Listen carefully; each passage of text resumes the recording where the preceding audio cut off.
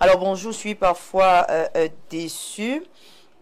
Je suis parfois déçu des débats. La question à suivre, Niemek dans son costume d'opposant de BIA, c'est le RDPC qui demande à Kamto de ne pas accepter que Cabral Libi soit le candidat de l'opposition.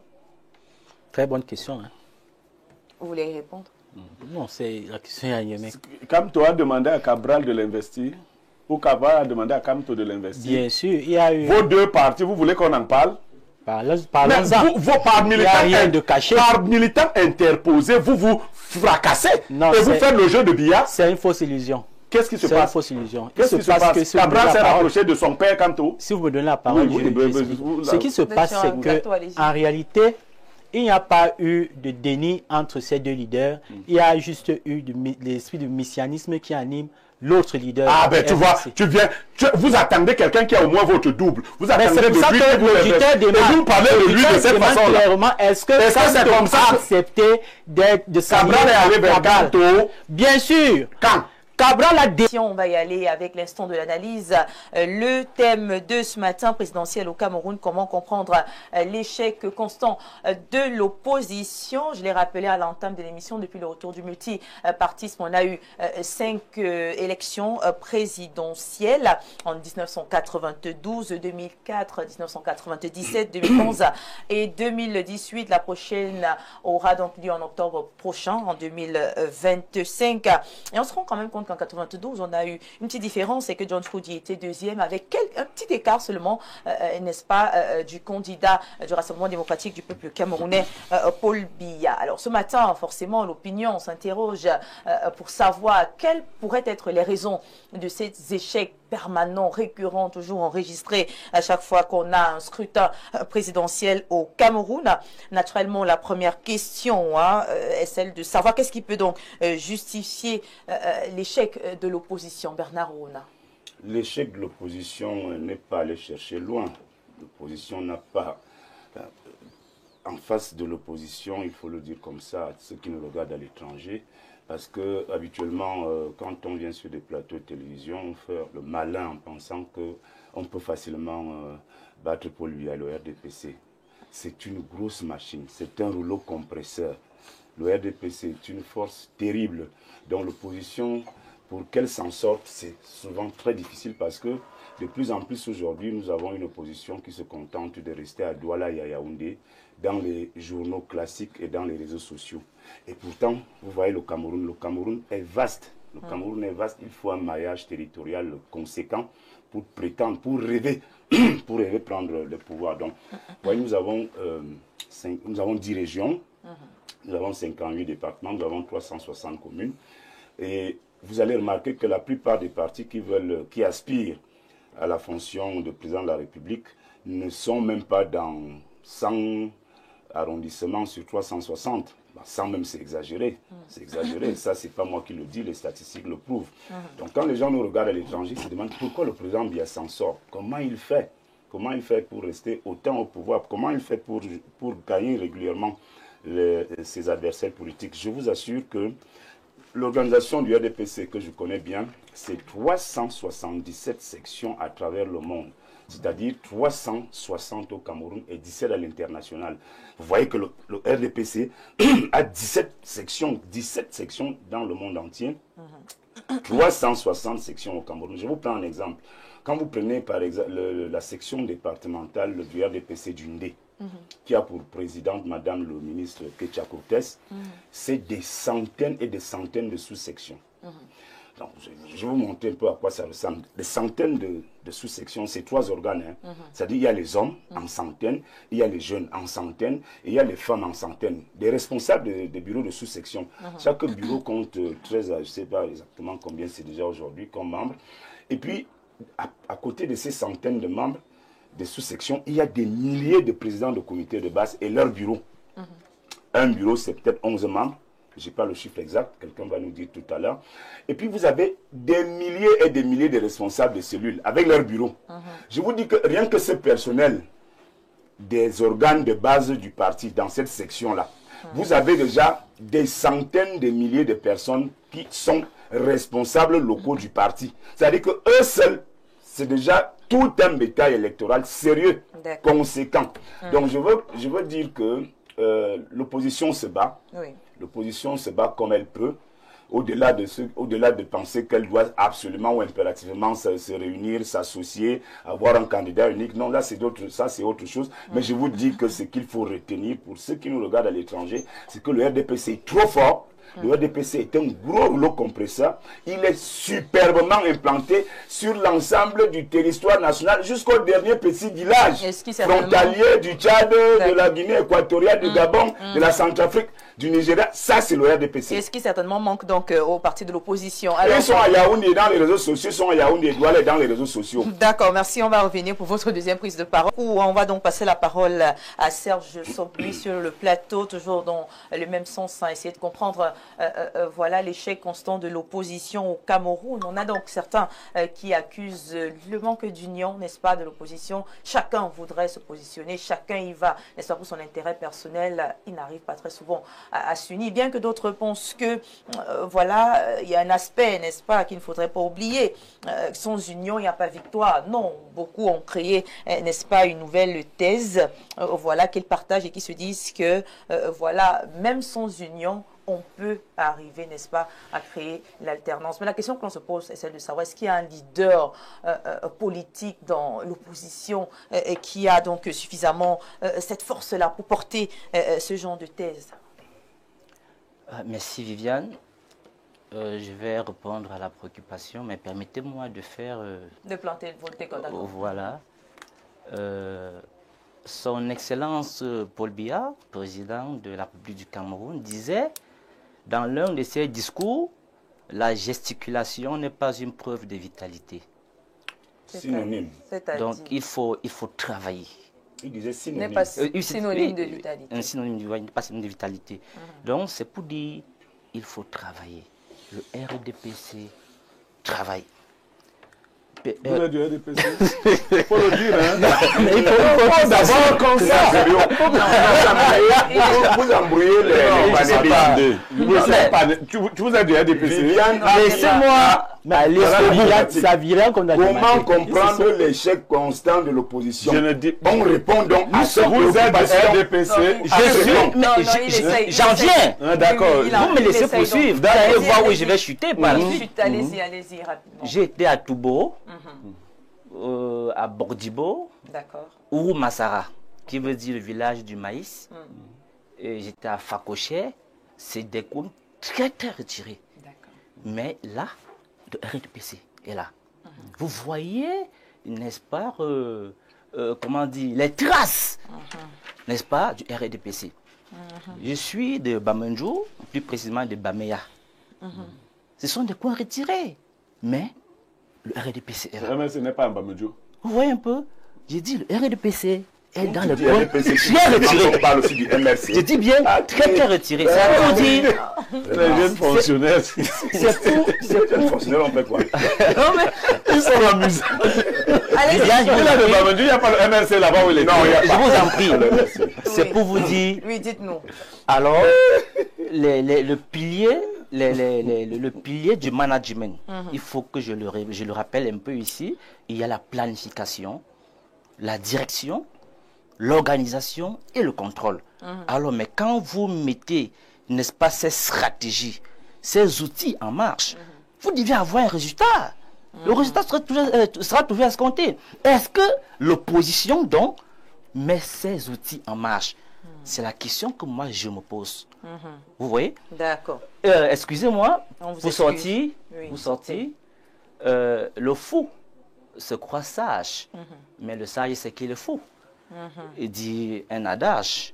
Donc, pour dire, il faut être humble de reconnaître que, alors, le parti est installé partout sur le territoire national et met des moyens en jeu pour, n'est-ce pas, apporter satisfaction à tout, n'est-ce pas, les parties prenantes, à tous ces citoyens. D'accord, merci beaucoup. Merci à vous. On reviendra pour la suite avec Pierre Béhouniemec. On parle donc aujourd'hui de mapartisme. Le mapartisme où chacun, n'est-ce pas, veut manger sa part et se tait. Est-ce que cela ne serait pas également, n'est-ce pas, l'une des causes de l'émiettement de l'opposition au Cameroun?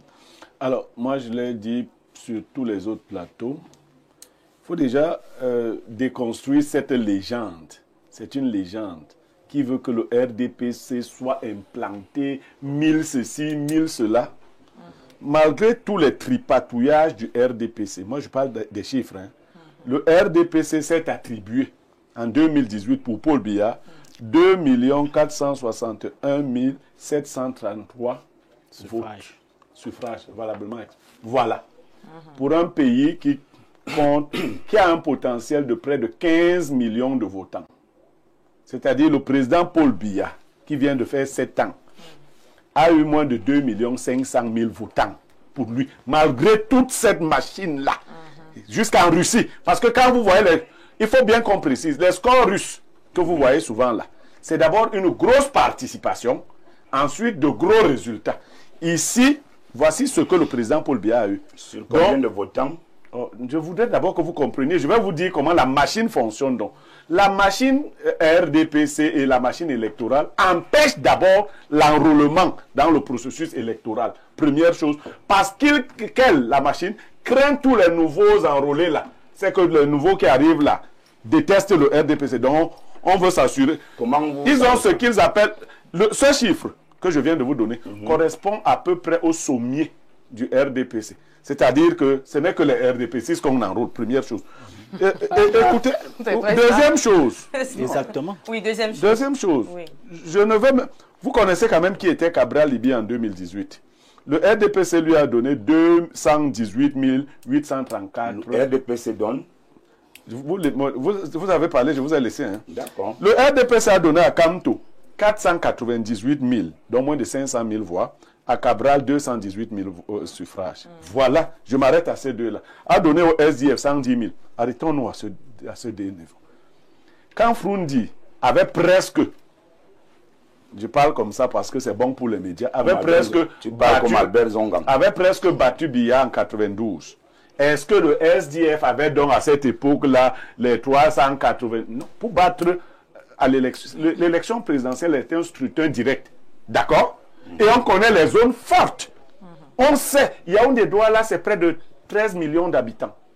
Quand vous prenez le Grand Nord, c'est dans les 8 millions d'habitants. Le reste, c'est des villages comme le village de Bernard Ouna. C'est 30 personnes. Donc, tu n'as pas besoin d'aller te balader. Votre président lui-même, il fait la campagne dans une seule ville. Et vous, à Maroc, la dernière élection. Donc, ça, ce n'est pas un argument qui tient.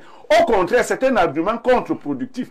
Parce que comme les populations souffrent beaucoup, en voyant le RDPC là-bas, elles voient donc exactement le parti qu'il ne faut pas voter. C'est-à-dire que, donc c'est le parti ici qui nous maltraite comme ça. Voilà ce qui se passe. Maintenant, la faiblesse de l'opposition vient de quoi? Deux techniques que le président a utilisées.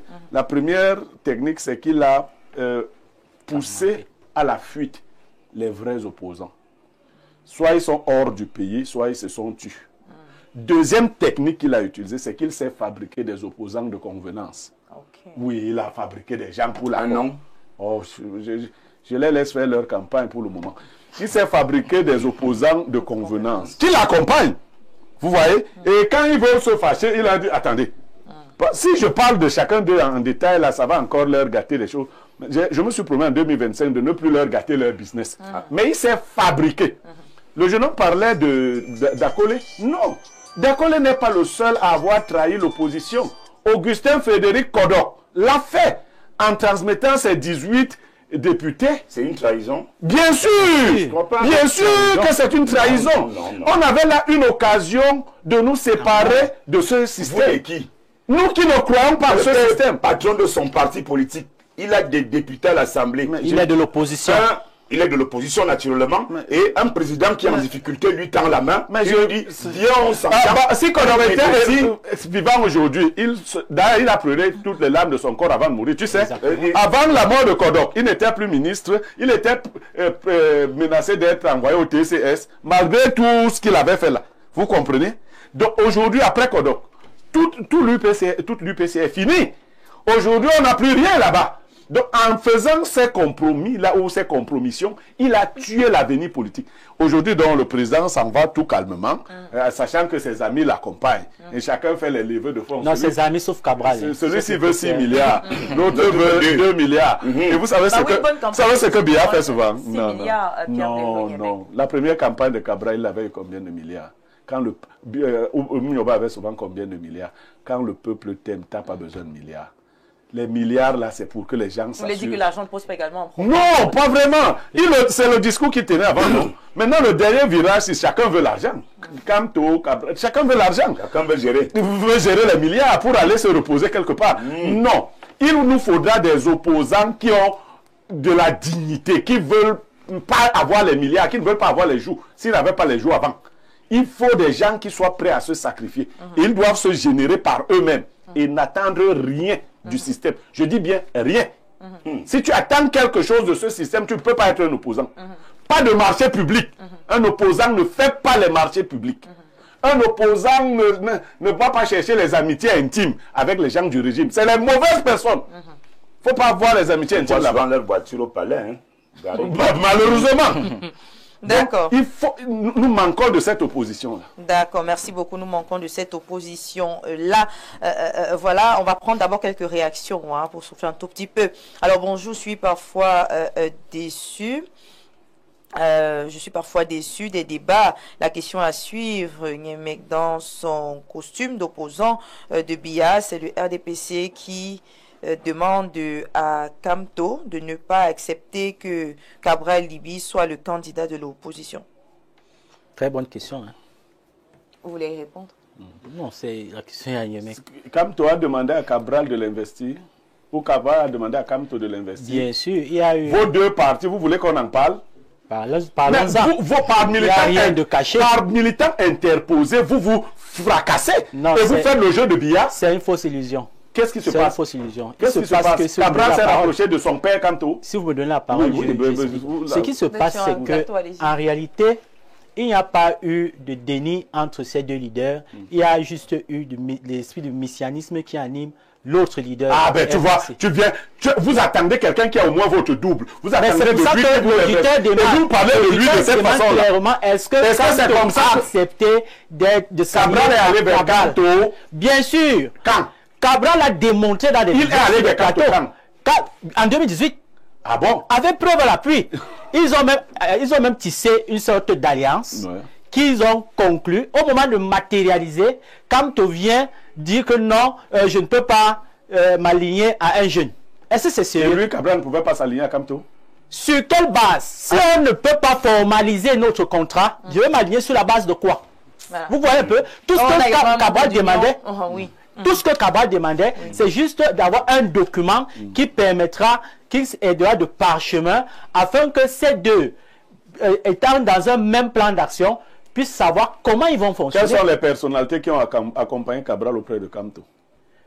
Il y a le vice-président du PCRN. Je ne parle pas du PCRN. Le PCRN, quelle personnalité? Quelle personnalité Jules Domché a proposé, c'est Jules Domché qui était l'initiateur de cette rencontre. Ouais. Il faut demander. D'accord, je vais me rapprocher. Oui, rapprochez-vous. D'accord, mais qu'est-ce qui empêche l'union Qu'est-ce qui empêche donc l'union de l'opposition, selon vous? Justement, c'est ce que j'ai tenté d'expliquer, en rappelant qu'en 2018, les candidats Kamto et Cabral se sont... Joshua également? Non, je parle d'abord des deux. Se sont rencontrés dans une plateforme de conciliation afin d'avoir un candidat unique. Ils sont tombés d'accord sur des grandes lignes et ils ont convenu qu'il fallait juste mettre leur accord sur un document physique et par la suite paraphé. Ils sont donc donné un rendez-vous pour la signature. Au moment de signer le document, le président Kamto dit au président Cabral, non, Cabral, laisse, tu dois seulement t'aligner après moi. Est-ce que dans la politique moderne, un leader d'opposition ou bien un leader de parti politique peut simplement s'aligner derrière un autre leader pour son bon vouloir parce que ces autres officiers ou militants on pensait que non, c'est un jeune étudiant, non, c'est un jeune qui n'apporte que des va-nu-pieds, qui n'a que des va-nu-pieds derrière lui, il n'a pas une influence, il n'a pas un poids réel en politique. En fait, c'est ce qui a animé Kamto à l'époque. Et vous comprendrez mieux pourquoi plus tard, Cabral a dit qu'il ne peut plus s'allier avec Kamto, simplement parce que l'ayant trahi dans le passé, ayant d'abord négligé même à cette époque le fait que Kamto a travaillé pour le gouvernement. Il a été ministre pendant plus de 7 ans. Non, permettez-moi de parler. C'est genre de discours. C'est Cabral qui vous a dit de parler comme ça. Non, monsieur, c'est Cabral qui vous a dit de parler comme ça. Chez nous, ce n'est pas la robotisation. Nous sommes libres dans la pensée pour que cette pensée soit objective. Mais vous enfoncez le PCRN. Non, on n'enfonce pas. C'est un argument, ça. Vous n'avez pas trop le PCRN pour nous donner les leçons sur un plateau. Non, s'il vous plaît. J'ai besoin de vous aimer. Vous faites quoi? Pourquoi vous aimez? Mais je ne veux pas quand même. Je suis là pour aider le Camerounais à comprendre le problème de l'opposition. Merci. On va rester courtois sur le plateau. Bonjour. Au plateau, très belle thématique. Après 1992, l'échec constant de l'opposition est dû à l'absence d'un leader qui fait l'unanimité. L'opposition actuelle était encore plus faible qu'avant, car l'arrivée de certaines personnes dans l'opposition qui disent Kamto ou rien pousse les autres à dire tout sauf Kamto, ce qui fait l'affaire du RDPC qui est bien parti pour gagner encore des années. Voilà, donc une réaction. Bonjour. Ah oui, hein. Cette réaction traduit Kamto ou rien. Ça c'est la position du MRC. Les autres, tout sauf Kamto. Qui gagne? Personne. C'est Bia qui gagne. Alors, on pousse avec la thématique, si vous le voulez bien, très chers panélistes. On a donc essayé de commenter, voilà, le fonctionnement actuel, analyser un peu les conditions actuelles du système politique camerounais. Alors, maintenant qu'on essaye de comprendre ce qui se passe véritablement, les causes, j'ai envie de demander quelle est donc la recette magique pour faire gagner l'opposition. Non, je ne crois pas au messianisme politique. Je crois à un travail de fond. Il y a dans les messages des choses qu'il faut retenir. Le monsieur du PCRN, moi je suis proche du président du PCRN. Je dis encore, en acceptant d'être député, ce n'était pas une mauvaise chose. Sauf que par exemple au niveau de la députation, il s'est suffisamment détaché de sa base électoraliste. Voilà un député qui s'est comporté comme un candidat à l'élection présidentielle, pas comme un député. Il devait comprendre que c'était deux personnages, d'une part. D'autre part, l'effet Macron qui avait emporté les gens en 2018 n'existe plus. Il faut un travail de fond. Et pour cela, il faut des alliances. Elles peuvent même être des alliances contre nature.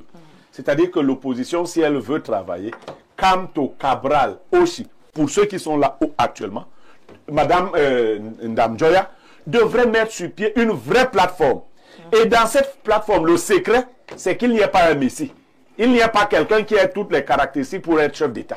Si chacun est prêt à dire qu'on peut envoyer un de nos quatre, ou alors un autre, qui ne soit même pas nous quatre, c'est-à-dire des membres influents ou des membres qui ont du potentiel dans leurs différents partis politiques. Des membres qu'on a vus de Parce que si on voit une sortie de ces quatre-là, disant qu'ils font une campagne, je vous assure, ça va mordre. Même la collecte des fonds, là, pas les miettes qu'ils veulent ramasser là, les uns et les autres. Si ces quatre-là se présentent, ce seront de vraies collectes de fonds. Mais si chacun continue à faire le jeu du RDPC, je vais donc soupçonner que tous sont les amis du RDPC. Ils voient le RDPC dans la nuit. Vous savez, le RDPC a un envoyé que Bernard connaît. Grégoire. Il marche souvent la nuit. Oui, oui. Tout à fait. Voilà. D'accord, ok, merci beaucoup. Alors, on a la thématique présidentielle au Cameroun. Comment comprendre l'échec constant de l'opposition et peut-être des solutions? Si on reprend les mêmes erreurs, on aboutit au même résultat. Le RDPC est une machine. C'est une machine électorale, c'est une machine de manipulation. Pour combattre une telle machine, on ne peut pas aller en rang dispersé. On ne peut pas être dans cette optique de guéguerre entre les partis. C'est ce que je reproche à leurs leaders. Ils doivent s'unir. Je n'en dis même pas suffisamment sur les plateaux.